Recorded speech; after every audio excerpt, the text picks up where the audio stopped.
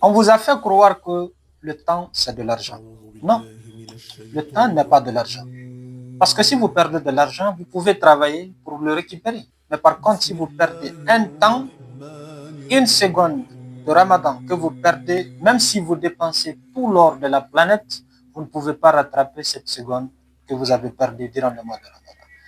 Et c'est pourquoi la différence qui existe entre un vieillard de 80 ans par rapport à un jeune qui meurt durant la nuit du destin et en pleine adoration, ce n'est pas une différence d'année, ce n'est pas une différence d'âge, non, et ce n'est pas une différence systématique. Mais par contre, c'est une différence d'adoration. Allah subhanahu wa ta'ala nous dit dans le Coran, il dit Laylatul Qadr khayrun min alf shahr, que la nuit du destin, une seule nuit du destin, valent mieux plus que 1000 mois d'adoration. 1000 mois d'adoration, c'est 83 ans et quelques. 83 ans et quelques d'adoration comparativement à ce vieillard qui est décédé à 80 ans. On se rend compte automatiquement ici que ce n'est pas une question d'âge, ce n'est pas une question d'âge, mais plutôt une différence d'adoration. C'est pourquoi le prophète alayhi salatu wassalam, disait ceci, que le temps de Dieu ne se compte pas en années. Non, le temps de Dieu ne se compte pas en années, mais par contre, le temps de Dieu se compte en intensité d'adoration.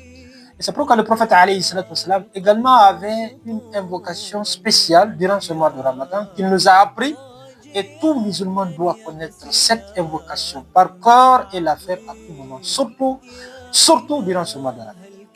Parce que le prophète alayhi salatu wassalam savait que le mois de Ramadan est une opportunité pour un musulman de demander la délivrance du feu, qu'Allah nous préserve du feu et nous accorde le paradis.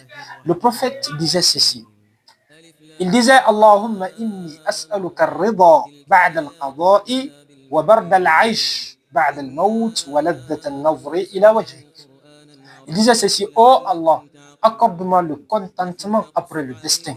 Accorde-moi la fraîcheur de la vie après la mort et accorde-moi le délice de contempler ton noble visage le jour de la résurrection. Qu'est-ce qui est plus bon que ça? Qu'est-ce qui est plus bon de regarder son Seigneur, son Créateur, œil dans œil le jour de la résurrection? Allahu Akbar. Imaginez la joie que cela va vous procurer. Allahu Akbar. Imaginez cette joie. Et c'est pourquoi cette invocation, elle est plus que complète. Parce qu'elle englobe tous les aspects du bonheur d'ici-bas, dans la tombe et le jour de la résurrection.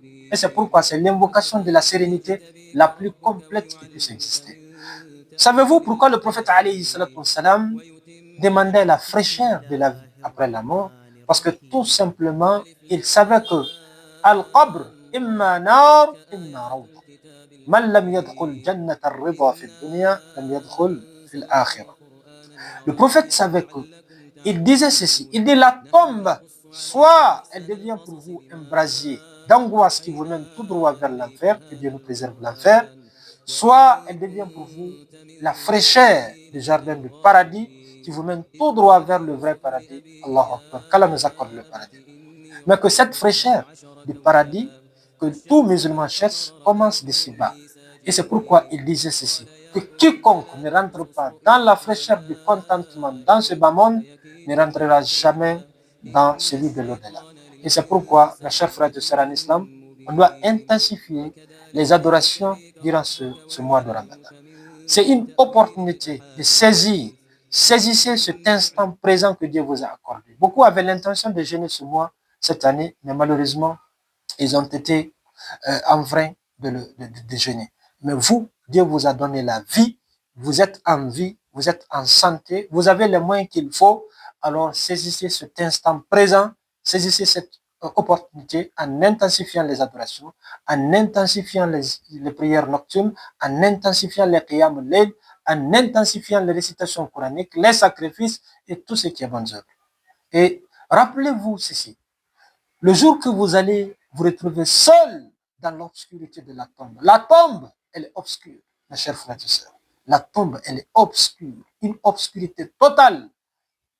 Le jour que vous allez vous retrouver seul dans l'obscurité de votre tombe, ce n'est pas les discours qui vont éclairer votre tombe.